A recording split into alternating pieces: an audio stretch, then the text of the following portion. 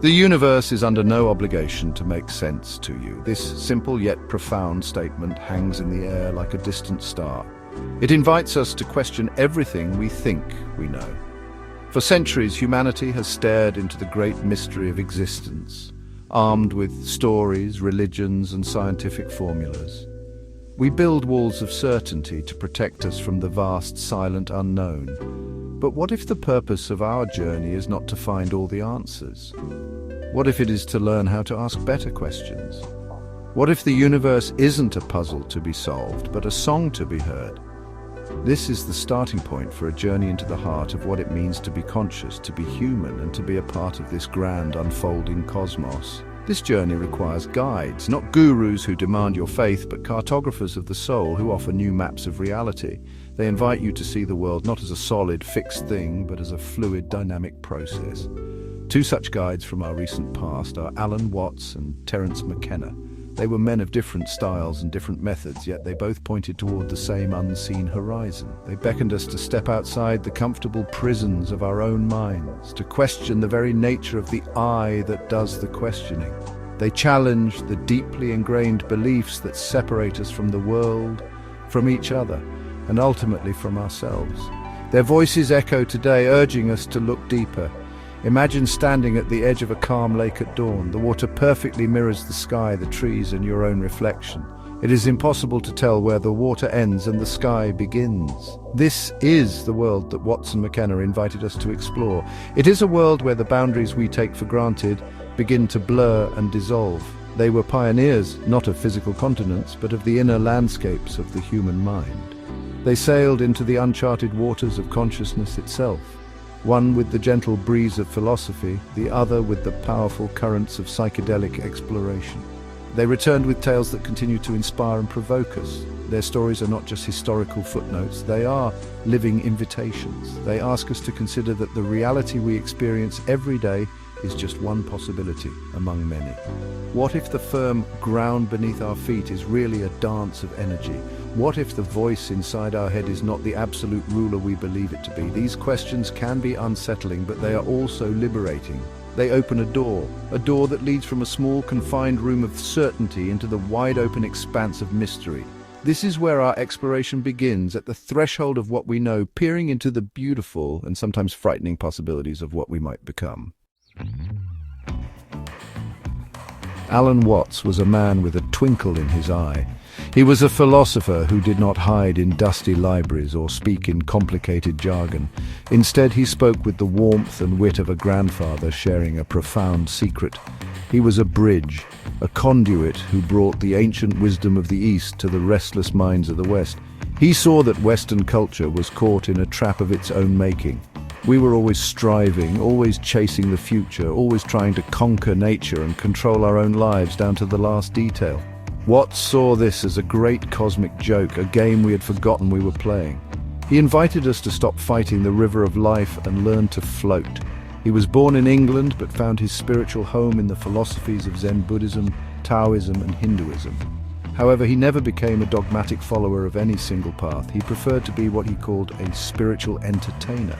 His goal was not to convert you to a new belief system, but to help you see through the limitations of all belief systems, including your own.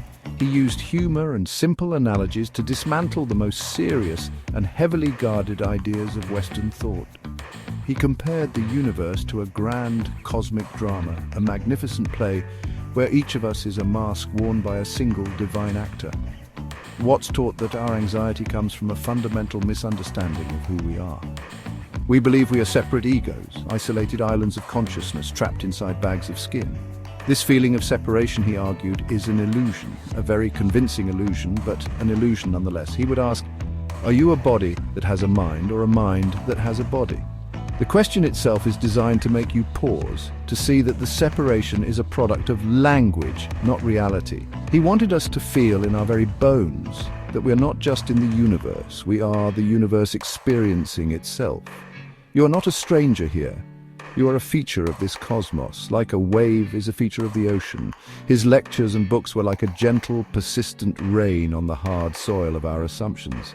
He spoke of the wisdom of insecurity, the idea that our constant search for security is precisely what makes us feel so insecure. True peace, he suggested, is found in embracing the unpredictable, flowing nature of reality. He encouraged us to see our lives not as a problem to be solved, but as a piece of music to be enjoyed. The point of music is not to get to the end of the song, but to dance while the music is playing. For Watts, this dance was the whole point of existence, and he invited every single one of us to join in. At the very core of Alan Watts' message is the concept of non-duality. This is a simple word for a very big idea. It means not two. It is the understanding that the divisions we create in our minds, self and other, mind and body, human and nature, are not ultimately real. They are useful conventions like lines of latitude and longitude on a map, but they are not the territory itself. The territory, the reality, is a single unified whole. Watts argued that our modern anxieties, our feelings of alienation and loneliness, stem directly from our failure to see this underlying unity. We feel like strangers in the world because we have convinced ourselves that we are separate from it. He explained this with a beautiful clarity. Think of a wave in the ocean. The wave rises, travels for a moment, and then recedes back into the whole. Is the wave separate from the ocean? Of course not. The wave is the ocean waving. In the same way, each of us is the entire universe peopling. You are an expression of the whole, a unique pattern in the grand tapestry of existence. The ego, that voice in your head that says I, is not your true self. It is a social construct, a role you play. Watts saw it as a playful illusion, a mask that the universe wears for a little while. The problem isn't the mask itself, but that we have forgotten it is a mask and mistaken it for our true face. This idea has profound implications. If you are not separate from the world, then you cannot be in an adversarial relationship with it. You cannot conquer nature because you are nature. You cannot truly control your life because the you that wants control is part of the very flow it is trying to manage. This is not a message of defeat, but of liberation. It means you can relax, you can stop fighting, you can trust the process. Watts called this Wu Wei, a Taoist concept that is often translated as non-action or effortless action. It means acting in harmony with the natural flow of things, like a boatman steering his vessel with the current, not against it. This is a radical shift in perspective. It moves us from a mindset of doing to a mindset of being. It's the difference between trying to force a flower to bloom and providing the right conditions of soil, water and sunlight for it to bloom on its own. Watts wasn't telling people to become passive. He was inviting them to become more intelligent in their actions by aligning themselves with the greater intelligence of the cosmos. By letting go of the frantic need to control everything, we paradoxically find a deeper sense of connection and purpose. We stop being nervous puppeteers and become graceful dancers in the grand cosmic ballet. Alan Watts was a master diagnostician of the modern soul. He could pinpoint the source of our collective anxiety with stunning precision and wit. He gave us the intellectual and philosophical tools to dismantle the prison of the separate self. He showed us the door and even gave us the key, but for many he stopped right at the threshold. He was brilliant at deconstruction, at tearing down the old, faulty structures of belief. He could show you, with impeccable logic and poetic grace, that your ego was an illusion and your separateness was a myth, but he was less clear on what to build in its place. His philosophy provides a profound sense of relief. It is a great exhale, a letting go of a burden you didn't even know you were carrying. But after the exhale, you must inhale again. After the old structures are torn down, a new life must be lived. Watts's teachings can sometimes leave a person in a beautiful but passive state of observation. It can lead to a kind of philosophical spectator mode, where one sees the cosmic dance but feels no clear impulse on how to participate in it. He points out the game but offers few instructions on how to play it in a new, more conscious way.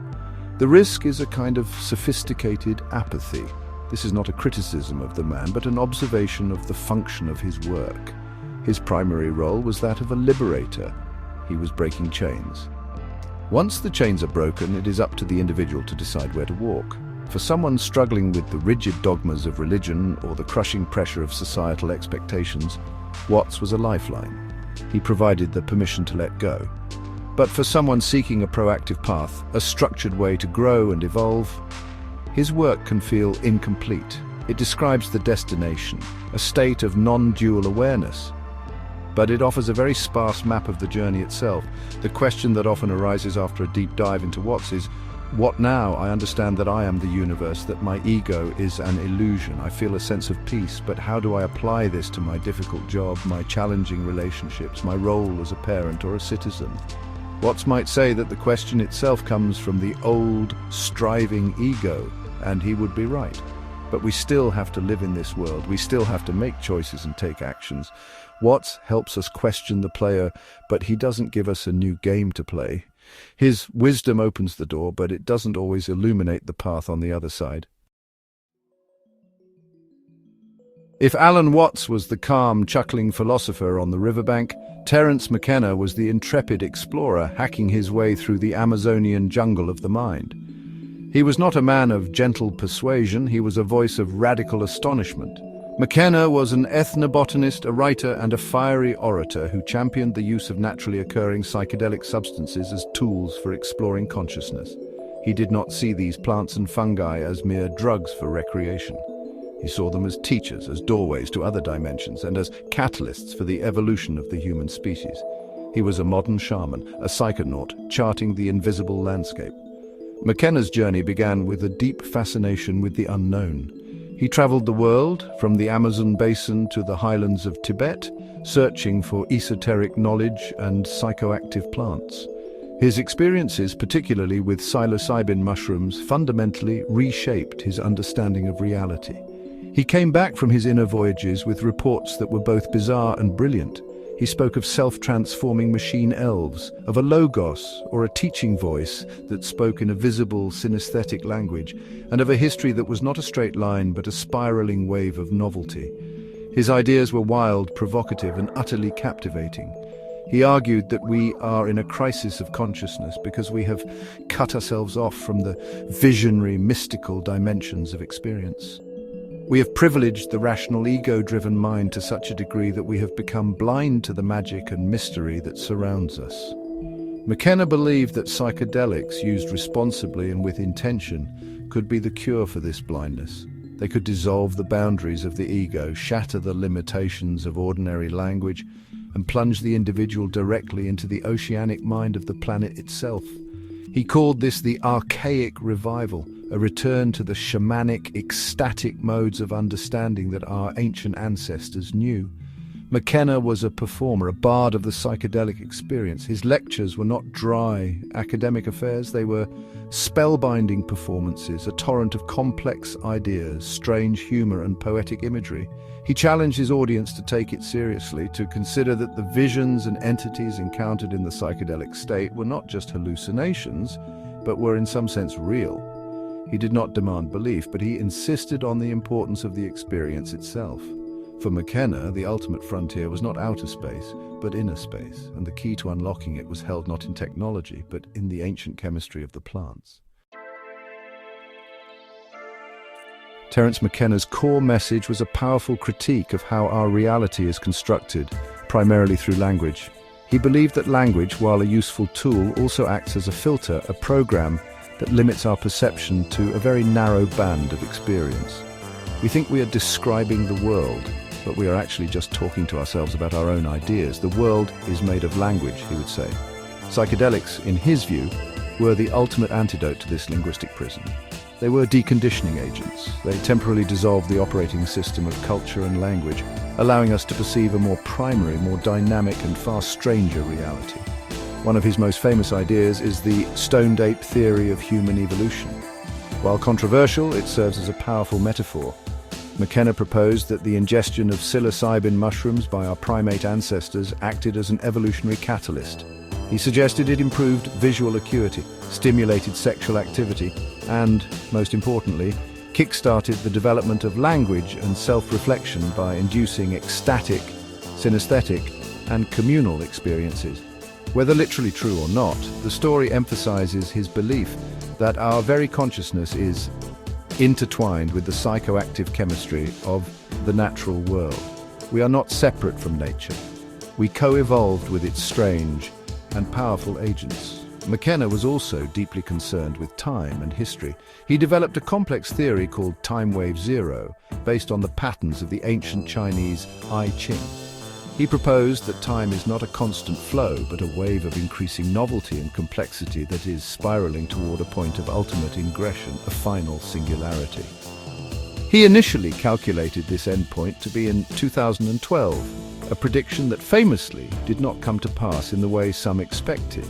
But the real value of the time wave was not its predictive power. It was its ability to reframe our understanding of history as a purposeful, accelerating process, not just a random series of events. Ultimately, McKenna's message was one of empowerment and wonder. He urged people to question authority, to doubt consensus reality, and to have their own authentic experience. He believed that the answers to our deepest questions were not to be found in institutions or ancient books, but in a direct, personal encounter with the mystery itself. He was a champion of the unknown, the weird, and the transcendent. His call was to shake off the slumber of ordinary consciousness, to embrace the felt presence of direct experience, and to have the courage to explore the furthest, strangest shores of the human mind. The thrill was not in finding an answer, but in the astonishing journey itself. Terence McKenna was a brilliant pyrotechnician of the mind. He could light up the sky with dazzling ideas and inspire a profound sense of awe and wonder. He was a necessary and powerful voice, reminding a culture drowning in materialism that there are vast unexplored continents within our own consciousness. He encouraged us to be brave, to question everything, and to seek our own experience. However, the very nature of his exploration has its own inherent limitations.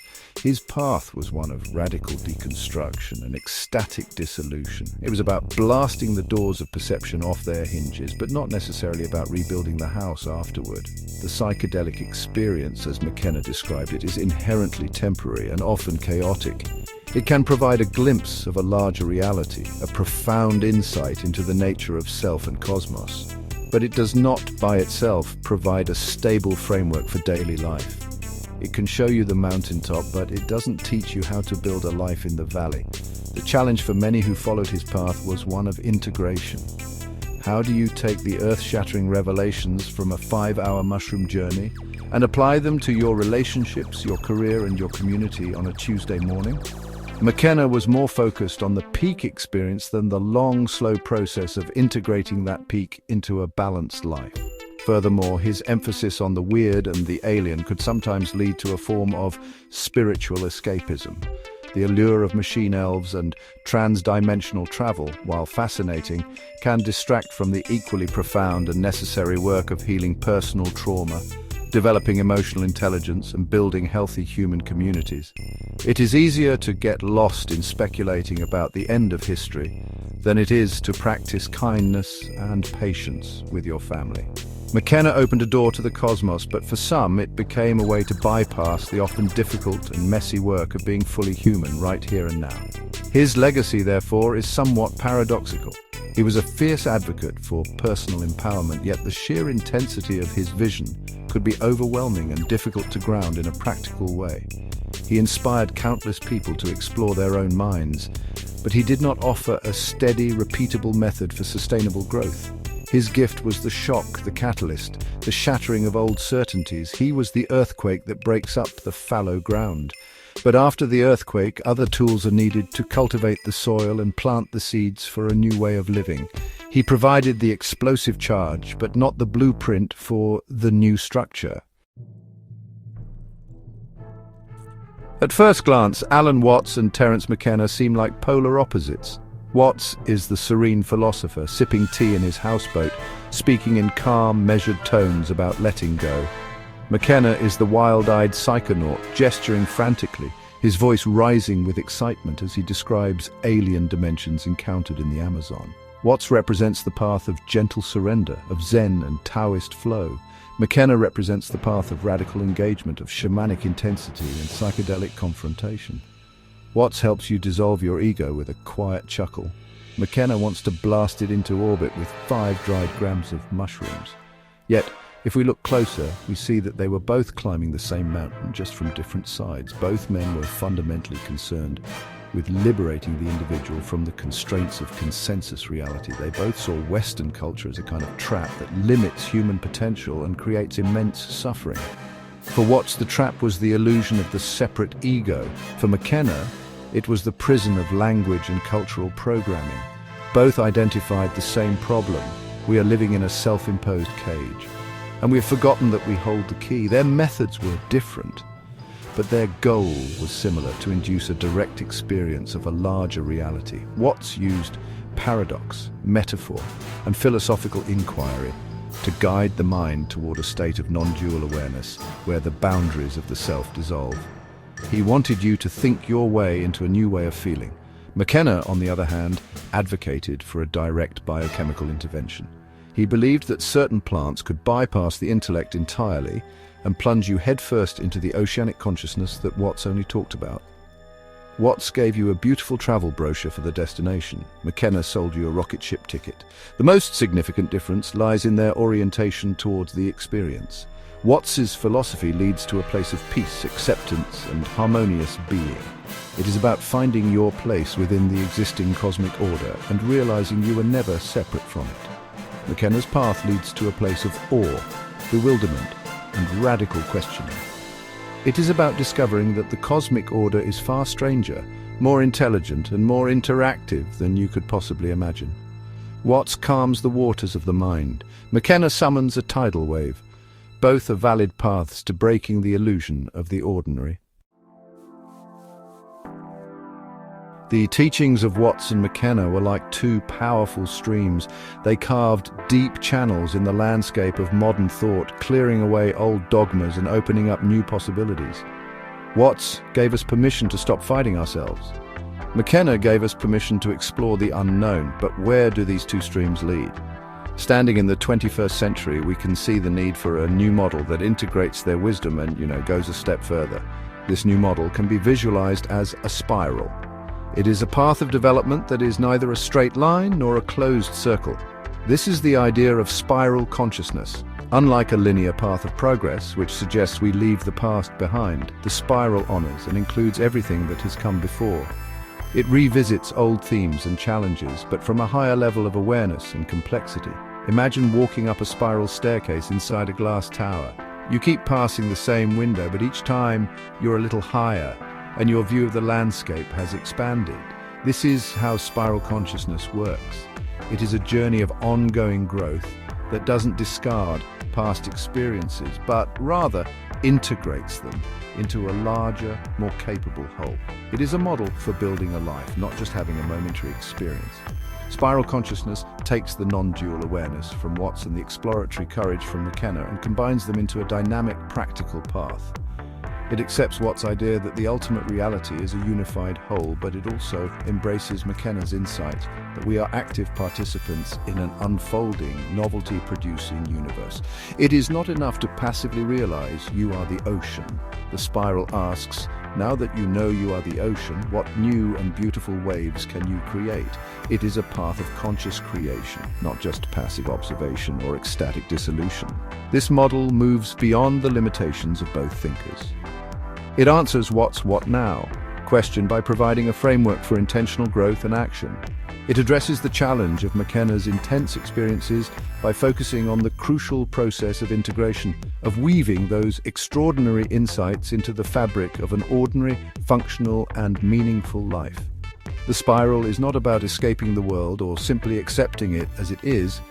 It is about transforming yourself in order to transform your engagement with the world. It is a map for becoming a more conscious, creative, and compassionate agent of evolution. So what does it mean to walk the path of the spiral? It is not about subscribing to a new belief system. It is about engaging in a lifelong process of development. The spiral provides a structure for this journey. It suggests that our growth unfolds through stages, each with its own unique worldview, values, and challenges. To move along the spiral, we must first understand and master the stage we are in, and then open ourselves to the new perspectives of the next level. It is a process of transcending and including. You don't kill your old self, you integrate it into a larger, more capable version of you. The practice of spiral consciousness is deeply personal and practical. It involves building a toolkit for growth. This might include mindfulness practices to calm the mind, as Watts would appreciate. It might also include journaling, therapy, or shadow work to understand the hidden parts of your psyche. It could involve intentional, responsible exploration with psychedelics, as McKenna championed, but with a strong emphasis on preparation and integration. The key is balance. It is about cultivating both being and doing. It is the marriage of inner peace with outer effectiveness. You learn to be the calm center of the storm, while also learning how to skillfully navigate the winds.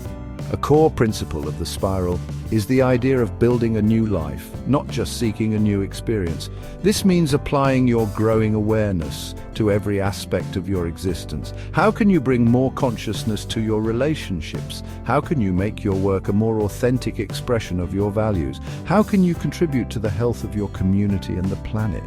The spiral is not a retreat from the world. It is a way of engaging with the world more deeply and effectively. It is about moving from a life driven by fear and deficiency to a life guided by purpose and creativity. This path is not always easy. Growth involves facing discomfort. Moving to a new stage on the spiral often requires letting go of cherished beliefs and familiar identities. It requires courage to face your own shadow and humility to recognize your own limitations. But the reward is a life of increasing freedom, resilience, and fulfillment. You learn to see challenges not as threats, but as opportunities for growth. You begin to experience yourself not as a fixed object, but as a dynamic process of unfolding. You're not a noun, you are a verb. You are a spiral in motion. We could not be talking about spiral consciousness today without the foundational work of men like Alan Watts and Terence McKenna. They were essential trailblazers. They did the difficult and often thankless work of challenging the rigid, materialistic worldview that dominated the 20th century. They created the space for these new conversations to happen. They were the gate openers. Watts elegantly dismantled the intellectual barricades, while McKenna courageously explored the experiential frontiers. They prepared the ground for the structures we are now trying to build. Alan Watts taught a generation how to question the very nature of I. He gave us the philosophical language to see through the illusion of the separate self. This is the absolute first step. Without this insight, any attempt at spiritual growth is just the ego trying to improve itself, which is like a snake trying to swallow its own tail. Watts's teaching on non-duality is the bedrock upon which any higher-level consciousness must be built. He gave us the why we feel alienated, and what the ultimate nature of reality is. He laid the foundation of being, the understanding that we are already whole and complete. Terence McKenna, in his own unique way, provided the what-if. He blasted open our sense of possibility. He showed us that reality is far stranger, more mysterious and more malleable than we ever imagined. He injected a necessary dose of wonder and radical open-mindedness into the cultural conversation. His insistence on the felt presence of direct experience is a crucial counterbalance to purely intellectual philosophy. McKenna reminds us that this journey is not just a thought experiment. It is a lived, felt, and sometimes terrifying adventure. He gave us the courage to explore, to question authority, and to trust our own perceptions. Together they represent two essential poles of consciousness, being and becoming.